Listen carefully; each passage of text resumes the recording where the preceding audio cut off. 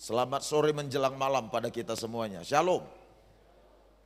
Semua kabarnya baik, semua kabarnya diberkati oleh Tuhan tentunya. Dalam pertemuan ibadah di sesi ketiga, minggu pertama di bulan Juni ini, pertemuan ini bisa berlangsung dan kita bisa berfellowship secara tatap muka, tetap dengan menjaga protokol kesehatan. Tentu semua ini tidak lepas dari kemurahan Tuhan dan kebaikan hati Tuhan. Nah, ibu bapak saudara-saudara sekalian, pada hari ini atau sepanjang bulan Juni ini kita akan membahas salah satu langkah penting supaya kita bisa mengalami atau menerima kemenangan-kemenangan yang hebat atas kehidupan sehari-hari kita. Supaya kita bisa melihat apa yang disebut dengan great victory terjadi atas hidup kita. Kita bisa melihat bagaimana kita melewati satu rintangan demi rintangan dan tanpa terkalahkan. Supaya kita bisa menyaksikan semua hal-hal yang supranatural, hal-hal yang adikodrati terjadi dalam kehidupan sehari-hari kita. Maka apa yang kita kupas, apa yang kita pelajari sepanjang bulan ini merupakan salah satu langkah penting atau poin penting untuk kita mengerti dengan baik dan kemudian kita lakukan dalam hidup kita. Karena itu kita berbicara mengenai mentalitas di atas rata-rata. Sekali lagi, mentalitas di atas rata-rata. Ini merupakan kunci supaya kita bisa mengalami kemenangan-kemenangan dalam hidup sehari-hari kita. Nah, untuk mengupas tema ini Bapak Ibu, saya mengajak kita semuanya membuka Alkitab kita dari kitab Injil Matius. Pasal 5 ayat 38 sampai ayat 42 kita membaca ayat Alkitabnya bersama-sama. Matius pasal 5 ayat 38 sampai ayat 42. Mari buka Alkitab saudara, perhatikan kalimat-kalimat yang tertuang dalam ayat bacaan kita ini. Matius pasal 5 ayat 38 sampai 42. Kalau semua saudara sudah menemukan, dalam hitungan ketiga kita membaca bersama 2, 3. Kamu telah mendengar firman, mata ganti mata dan gigi ganti gigi. Tetapi aku berkata kepadamu, janganlah kamu melawan orang yang berbuat jahat kepadamu, melainkan siapapun yang menampar pipi kananmu, berilah juga kepadanya pipi kirimu. Dan kepada orang yang hendak mengadukan engkau karena mengingini bajumu, serahkanlah juga jubahmu. Dan siapapun yang memaksa engkau berjalan sejauh 1 mil, berjalanlah bersama dia sejauh 2 mil 42. Berilah kepada orang yang meminta kepadamu, dan janganlah menolak orang yang mau meminjam daripadamu. Yang percaya katakan amin. Ibu bapak sahabat-sahabat sekalian, apa yang dicatat dalam ayat Alkitab yang kita baca barusan tadi sesungguhnya merupakan bagian dari khotbah pertama Yesus ketika dia tampil di pelayanan. Karena itu perikop daripada pasal 5 itu disebut khotbah Yesus di bukit, di atas bukit. Apa yang dicatat itu merupakan bagian dari pengajaran pertama yang disampaikan Yesus Kristus kepada orang-orang banyak pada kala itu. Dan itu merupakan pengajaran pertama ketika dia tampil di pelayanan. Khotbah atau pengajaran Yesus itu dimulai dari Injil Matius pasal 5 ayat 1. Dan kemudian berakhir sampai Matius pasal 7 ayat 29. Jadi kedua pasal ini, pasal 5, pasal 6, pasal 7. Ini adalah materi atau hal-hal yang diajarkan oleh Yesus ketika pertama sekali dia tampil mengajar di depan publik.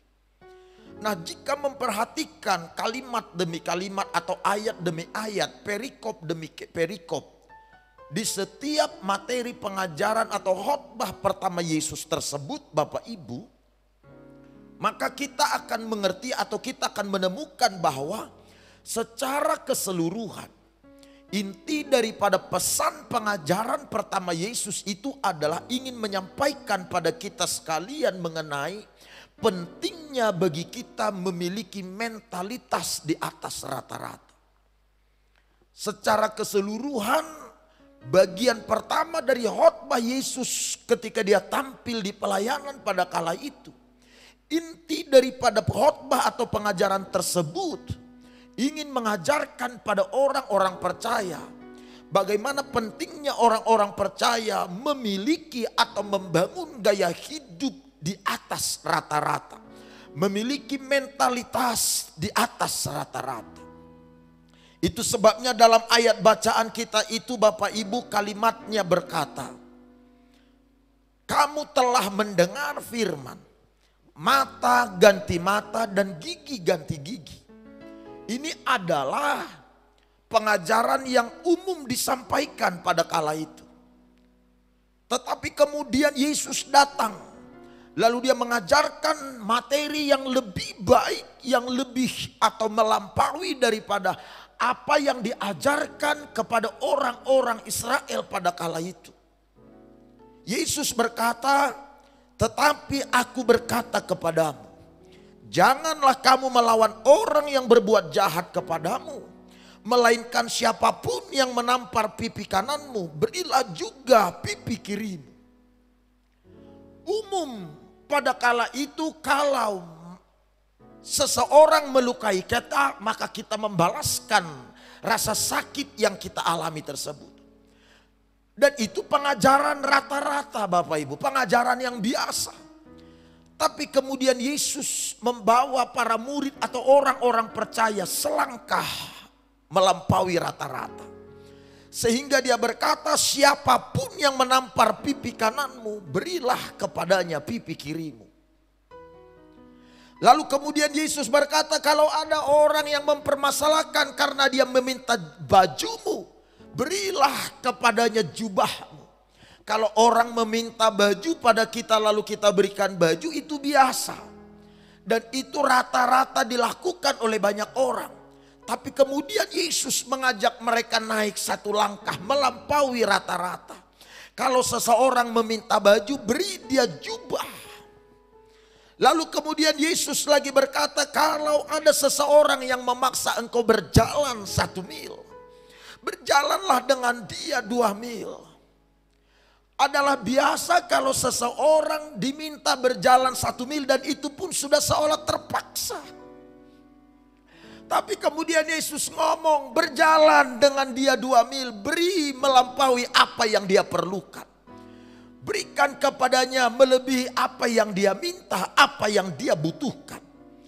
Oleh karena itulah Bapak dan Ibu saudara-saudara terkasih, pengajaran yang disampaikan dalam Injil Matius pasal 5 ini, secara keseluruhan inti daripada pesannya adalah mengajak kita semua supaya memiliki mentalitas di atas rata-rata.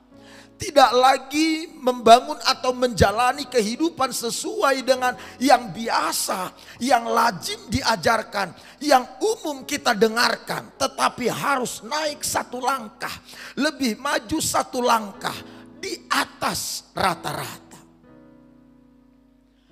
Nah, adapun definisi atau pengertian daripada memiliki mentalitas di atas rata-rata, saya kira-kira membuat definisinya begini Bapak Ibu. Pengertian atau definisi mentalitas di atas rata-rata itu adalah keadaan jiwa atau sikap atau cara berpikir yang terdampak oleh iman. Sekali lagi, keadaan jiwa atau pikiran atau sikap atau gaya hidup atau cara berpikir yang terdampak oleh iman. Oleh apa yang kita percayai. Kalau selama ini keadaan berpikir kita, cara berpikir atau sikap atau gaya hidup kita adalah sikap, keadaan atau cara berpikir sebagaimana yang dimiliki oleh banyak orang pada umumnya, Maka sekarang setelah belajar kebenaran, setelah mengerti kebenaran firman, maka semua kebenaran tersebut membawa dampak pada cara berpikir kita, pada keadaan jiwa kita atau pada sikap atau gaya hidup kita. Sehingga cara berpikir kita, keadaan jiwa kita atau gaya hidup kita melampaui rata-rata karena telah terdampak atau telah dipengaruhi oleh apa yang diajarkan oleh kebenaran. Lalu pengertian mentalitas di atas rata-rata yang kedua ialah suatu posisi atau kerangka berpikir yang didasarkan pada apa yang benar, bukan pada apa yang kita rasakan. Ketika saudara hendak memutuskan sesuatu atau meresponi sesuatu, respon kita terhadap sesuatu tersebut, respon kita atau cara kita dalam mengambil keputusan, hal yang mendorong kita dalam mengambil keputusan bukanlah apa yang kita rasakan atau apa yang dilihat oleh mata, tetapi apa yang dikatakan oleh kebenaran, apa yang diajarkan oleh kebenaran.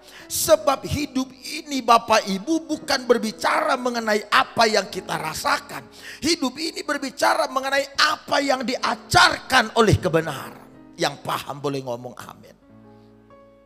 Nah, oleh karena itu ketika bicara mengenai mentalitas di atas rata-rata, itu suatu posisi atau kerangka berpikir di mana kita melakukan sesuatu mendasarkan hal-hal tersebut kepada apa kata kebenaran, bukan pada apa kata perasaan kita. Inilah mentalitas di atas rata-rata itu. Boleh saja secara fisik karena orang tersebut melukai kita, seseorang menyakiti kita, situasi atau kondisi ini tidak seperti yang kita harapkan, sehingga kita meresponinya dengan cara atau dari perasaan kita, dari kesakitan-kesakitan yang kita alami. Itu adalah hal yang lazim dilakukan orang. Kalau seseorang menampar pipi kanan kita, respon kita biasanya adalah membalaskan kesakitan itu. Tetapi setelah kita memiliki mentalitas di atas rata-rata, respon kita terhadap yang ada di depan mata bukan lagi apa yang kita rasakan atau apa yang dilihat oleh mata atau apa yang ingin kita lakukan berdasarkan perasaan, melainkan berdasarkan apa kata kebenaran. Jika kebenaran berkata kasih pipi kiri lagi, maka kita harus membangun atau mendasarkan kerangka berpikir kita kepada kebenaran tersebut. Nah, oleh karena itu Bapak Ibu Saudara-saudara, mentalitas di atas rata-rata itu tidak ada hubungannya sama sekali dengan finansial. Tidak ada hubungannya sama sekali dengan profesi saudara yang luar biasa. Mentalitas di atas rata-rata itu tidak ada hubungannya sama sekali dengan popularitas kita. Mentalitas di atas rata-rata tidak ada hubungannya sama sekali dengan gelar akademisi yang kita miliki. Memiliki mentalitas di atas rata-rata tidak ada hubungannya sama sekali dengan kekayaan atau tampilan fisik. Tidak. Mentalitas di atas rata-rata itu berbicara mengenai bagaimana kita menjadi teladan dalam pekerjaan atau dalam profesi di mana kita ditempatkan atau dipanggil oleh Tuhan. Mentalitas di atas rata-rata itu berbicara mengenai bagaimana kita berhasil membangun dan menjaga kehidupan kerohanian dalam diri kita, di rumah tangga kita, atau di mana kita berada. Mentalitas di atas rata-rata itu berbicara mengenai bagaimana kita menjadi berkat pada masyarakat luas.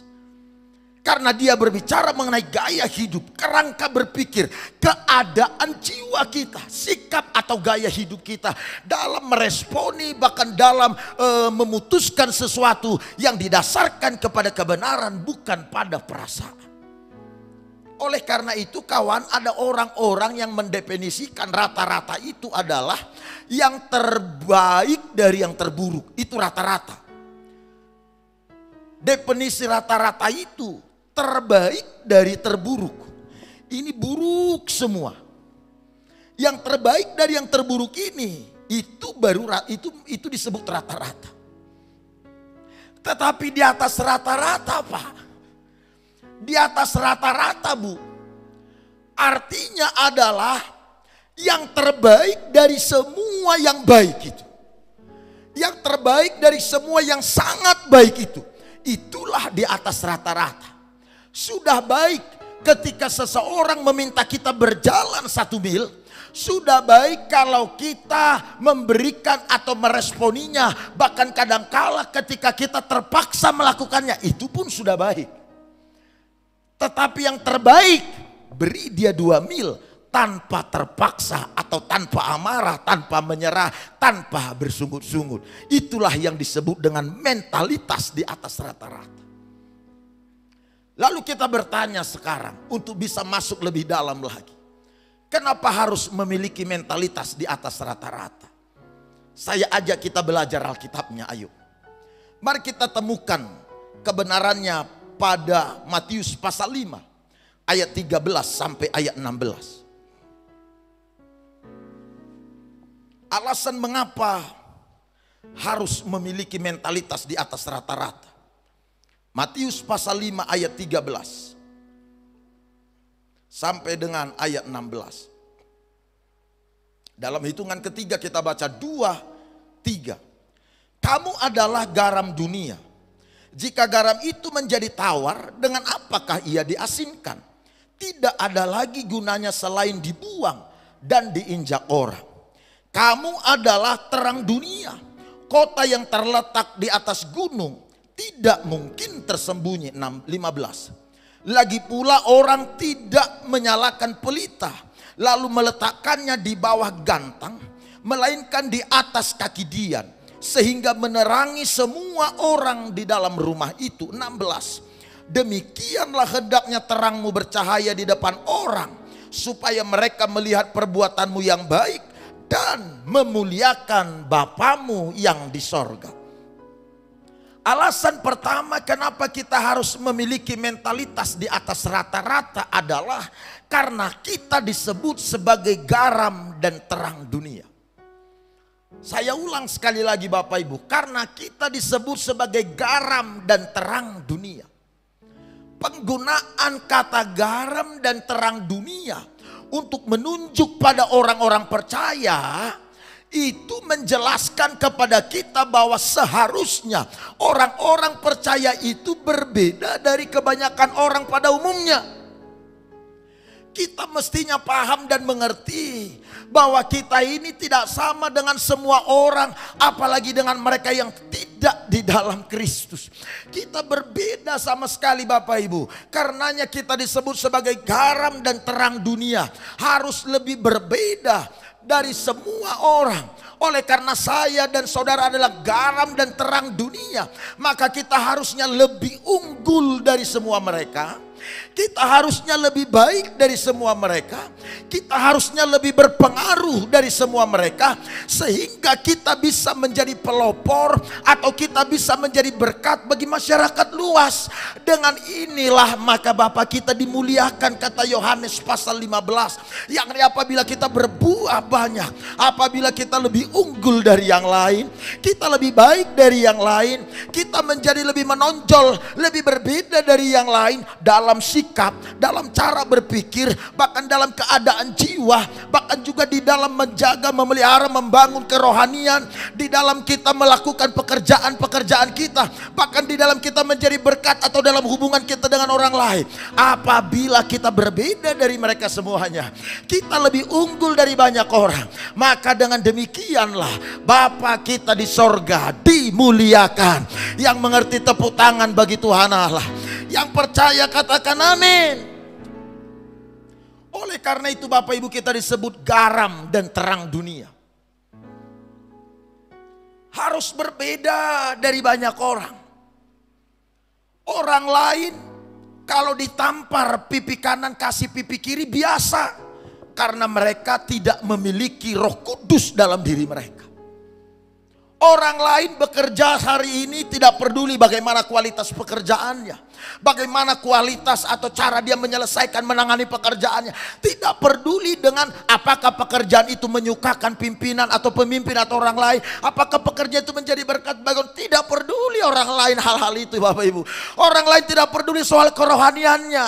Orang lain tidak peduli soal kerohanian keimanan di rumah tangga, soal kerohanian anak-anaknya. Orang lain gak peduli itu, karena mereka tidak memiliki Kristus. Tetapi saya dan saudara, kita harusnya memberikan perhatian atas pekerjaan kita, bahkan atas keimanan kerohanian di keluarga kita. Bahkan kita harus menjadi berkat bagi masyarakat luas. Orang lain gak peduli.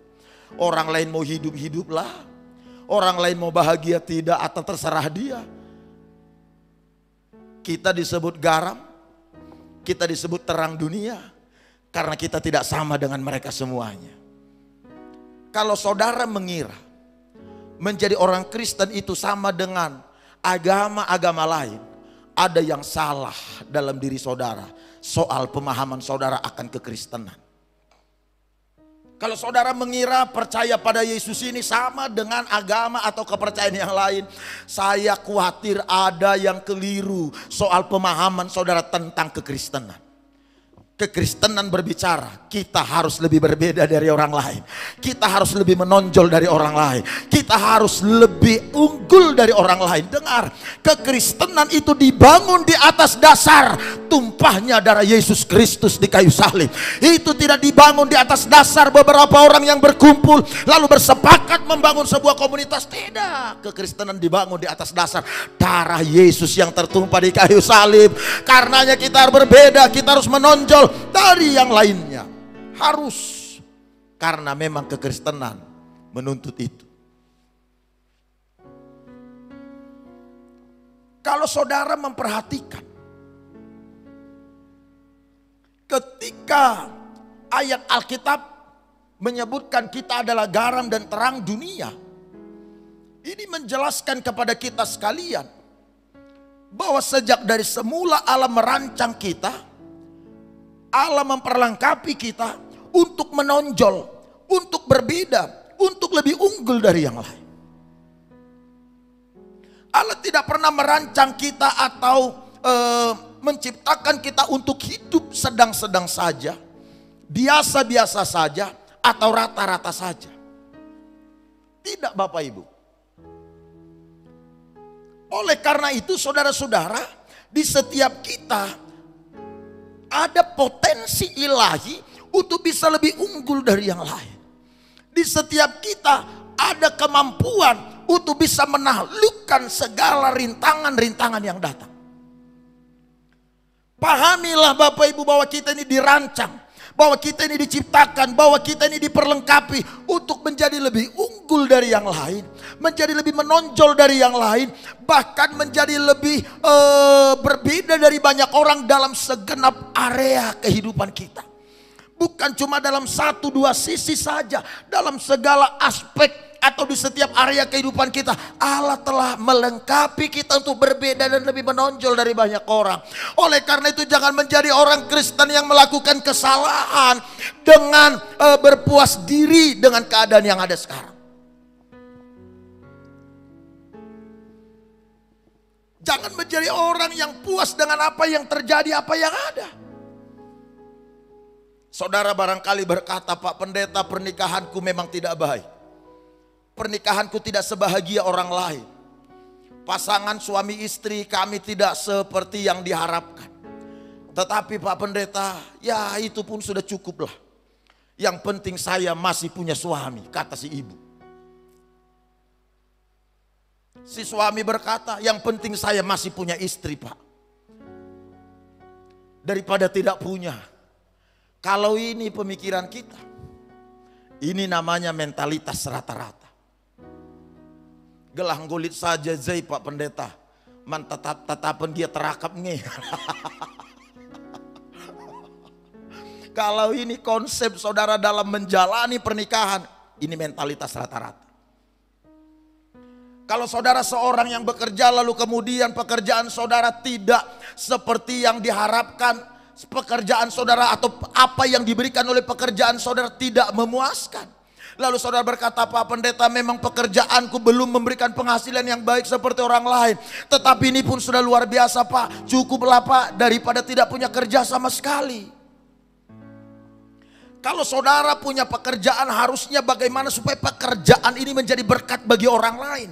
Dan orang lain diberkati melalui pekerjaan itu. Bukan hanya orang lain, tapi saudara pun menjadi diberkati pula dengan pekerjaan itu. Tangani dengan baik, olah dengan baik, persiapkan secara baik. Lalu kemudian Bapak Ibu Saudara-saudara, pekerjaan itu akan mengalami peningkatan dan akan mengalami kemajuan. Akan tiba waktunya pekerjaan memberikan penghasilan yang meningkat, bahkan melebihi apa yang kita harapkan. Jadi kalau kita berkata gelanggoli saja jedahin Pak Pendeta, nah ini namanya mentalitas rata-rata.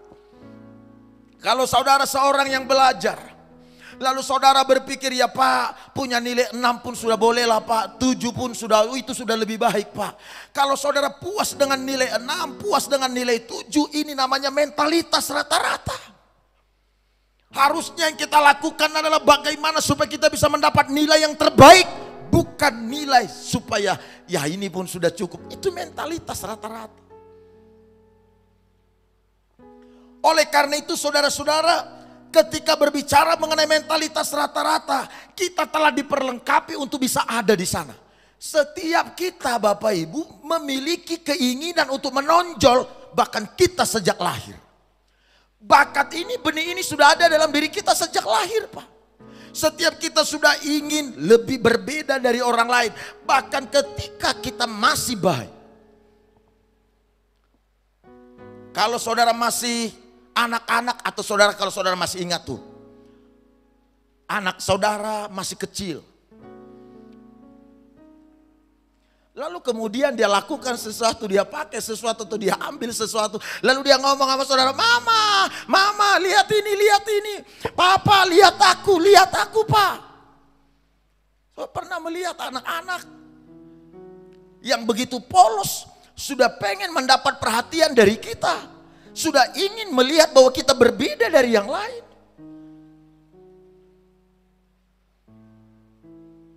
Dia pakai sesuatu lalu berkata, lihat Pak. Kadangkala dia pakai sendal mamanya, dia pakai sepatu papanya, dia nggak tahu sepatu siapa, sendal siapa, baju siapa dia pakai.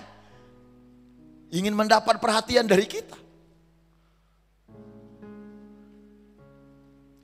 Setelah kita bertumbuh dewasa, keinginan untuk lebih menonjol dari yang lain itu masih ada pada kita.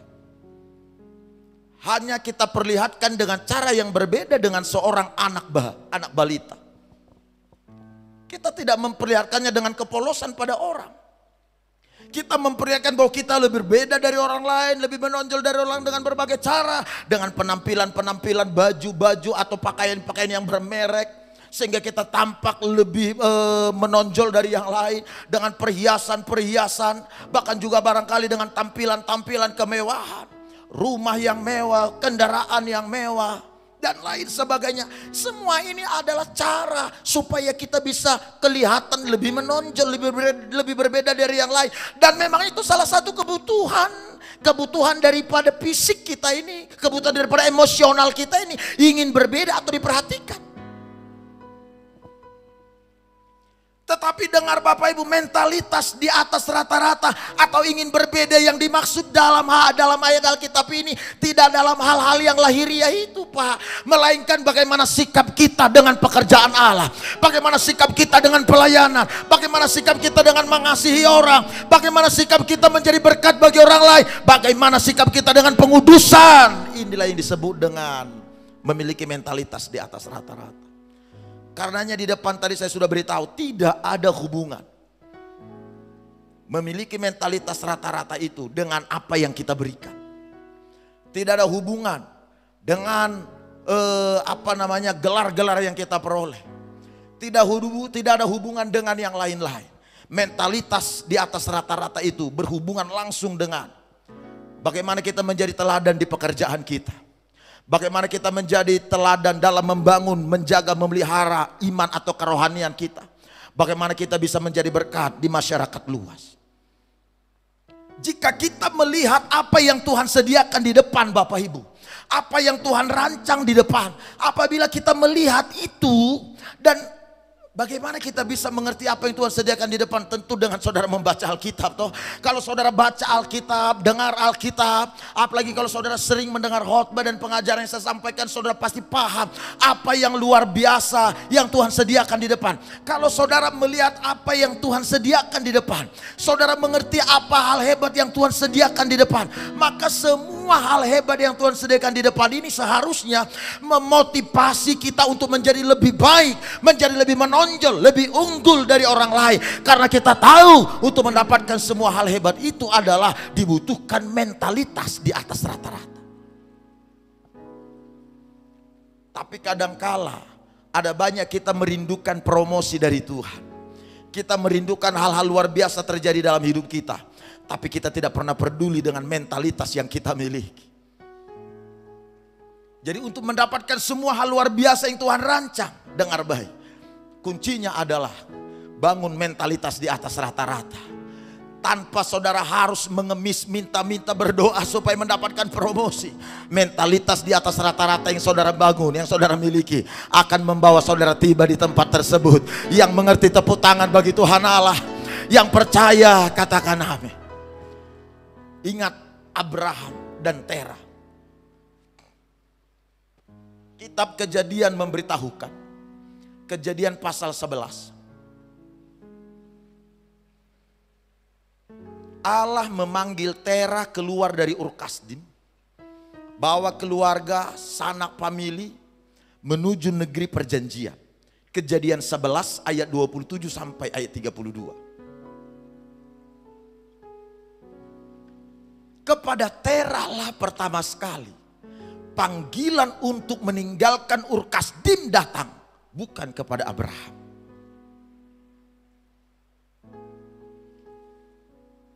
Alkitab memberitahukan maka Terah membawa serta semua anak-anaknya, cucunya, ponakannya, ternaknya, binatang-binatang peliharanya. Mereka bawa, mereka pindah menuju negeri perjanjian, tinggalkan Ur Kasdim. Lalu kemudian saudara-saudara, di tengah jalan, namanya pada kala itu belum ada angkutan. Pindah itu bukan hal yang mudah. Angkat barang-barang, bawa semua ternak peliharaan, itu tidak hal yang mudah. Jadi pada kala itu di padang gurun, berjalan kaki, bawa semua barang-barang. Tentu ini sangat melelahkan, merepotkan. Belum lagi kalau malam hari kedinginan karena di padang gurun. Kalau siang hari panas karena mereka harus berjalan. Belum lagi ada bahaya-bahaya yang mengancam para perampok dan lain sebagainya. Ketika Terah membawa semua keluarga besarnya berjalan, berhadapan dengan rintangan demi rintangan. Alkitab memberitahukan ketika tiba di Haran, maka Terah memutuskan tinggal menetap di Haran. Terah sadar bahwa Haran bukanlah negeri tanah perjanjian itu. Terah tahu bahwa Haran bukanlah negeri yang dimaksud oleh Tuhan Allah. Tapi karena rintangan, melihat semua persoalan yang ada, bahkan melihat tantangan yang ada, Terah berpikir Haran pun cukuplah.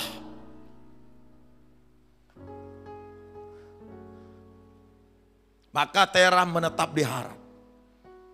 Hal lain yang membuat Terah mengambil keputusan menetap di Haran, karena berdasarkan keterangan Alkitab, di Haran mereka mendapatkan penghasilan. Di Haran mereka melihat kehidupan lebih baik ketika dibandingkan dengan di Ur Kasdim. Makanya Terah berpikir, ini pun sudah cukup luar biasa, ngapain mesti ke tanah perjanjian? Haran ini pun sudah hebat. Begitu kira-kira. Maka mereka menetap di situ. Saya suka bercanda lalu ngomong, Terah ini dan Abraham ini orang India. Terah ini ternyata orang India karena ada lagunya. Terah Jana. Itu lagunya.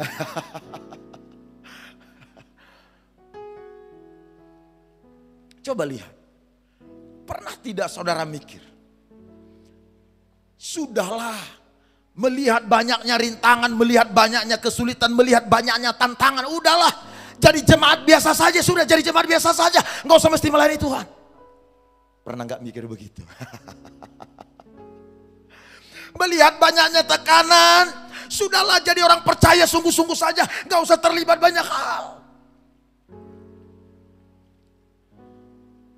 Tera mengalami hal yang sama Bapak Ibu. Melihat banyaknya rintangan di perjalanan, sudahlah gak usah mesti ke tanah perjanjian, Haran ini pun sudah. Melihat penghasilan ini sudah cukup, Haran ini pun sudah lebih baik, makanya Tera berkata gak harus ke tanah perjanjian lagi, ini sajalah sudah cukup.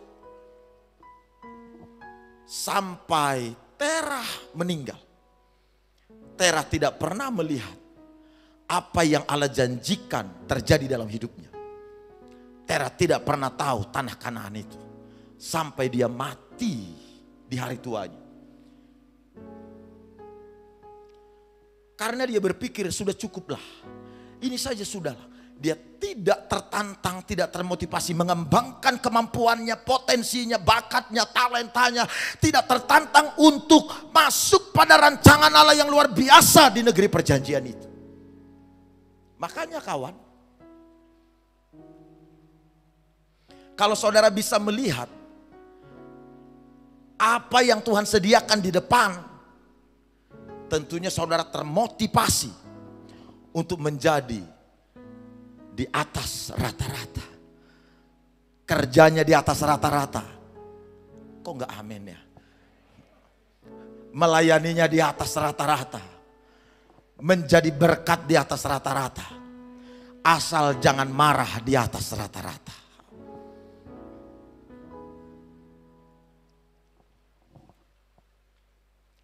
Tera mati, maka Abraham dipanggil oleh Allah keluar.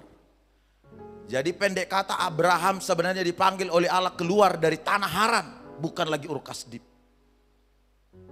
Lalu kemudian Abraham berjalan. Walau dia tidak tahu, dia ikut saja. Lalu dia tiba di tanah perjanjian. Dengar kawan, rencana Allah bagi keluarga Tera adalah tanah Kanaan, bukan? Panggilan Allah, penyediaan Allah adalah tanah Kanaan. Ketika Tera memutuskan untuk menetap di Haran, Allah tidak mau rencananya gagal. Makanya Alkitab ngomong memang rencananya tidak pernah gagal. Setelah Tera meninggal, maka Allah membawa Abraham untuk tiba di negeri yang dirancang oleh Tuhan Allah, yaitu tanah Kanaan itu. Kalau Allah sudah merancang pada saudara kehidupan yang besar di depan, kemudian saudara berkata, ya sudahlah Tuhan, ini ajalah, nggak usah yang lain-lain Tuhan, sudah cukuplah begini saja. Ini tinggal nunggu hari matinya. Tolong dengar baik loh. Aku labu biarkan kamu lahang. Dengar baik. Ketika saudara berkata, ya sudahlah Tuhan, ngapain jauh-jauh, udahlah gini-gini aja lah. Ini pun sudah lebih hebat ini Tuhan, sudahlah. Tinggal nunggu hari matinya ini. Bagi Tuhan ini nggak bisa dipakai nih. Ini nggak bisa dipakai untuk menggenapi rencanaku, kata Tuhan. Tunggu hari matinya. Dan Allah tidak mau rencananya gagal bro. Dia akan terbitkan atau munculkan orang lain untuk bisa mengalami atau menggenapi rencananya. Saya berdoa supaya saudara termotivasi untuk memiliki mentalitas di atas rata-rata. Tidak mudah berpuas diri, tidak melakukan kesalahan sebagaimana yang dilakukan oleh banyak orang lalu berkata ini pun sudah lebih hebat. Dengar baik kawan, dengar baik, cukup baik. Saya ulang, cukup baik sering sekali menjadi penghalang bagi kita untuk mengalami yang terbaik. Makanya jangan puas dengan keadaan cukup baik. Pak pendeta sudah begini, penghasilan ini pun sudah hebat Pak. Bukan masalah nilai atau berapa yang saudara dapatkan. Bangun mentalitas di atas rata-rata. Tuhan masih punya rencana yang lebih besar di sana. Yang dia sediakan bagi kita, yang dia siapkan bagi kita. Bangun mentalitas di atas rata-rata. Tepuk tangan bagi Tuhan Allah. Bayangkan kalau ini yang ada dalam kehidupan setiap kita. Waduh, luar biasa. Makanya saya berdoa sepulang gini. Semua kita fokus pada mentalitas di atas rata-rata. Keadaan berpikir, cara berpikir. Ketika Yesus ngomong ditampar pipi kanan kasih pipi kiri, ini bukan bicara mengenai pipi kawan. Jadi jangan, saya ulang, ini tidak bicara mengenai pipi. Ini bicara mengenai mentalitas. Kalau ada orang minta baju kasih jubah, ini bukan bicara mengenai pemberian jubah atau baju yang kita beri. Ini bicara mengenai mentalitas. Kalau ada orang berkata jalan 1 mil lalu beri dia 2 mil, ini bukan bicara jarak, tapi ini bicara mengenai mentalitas. Mari kita bernyanyi.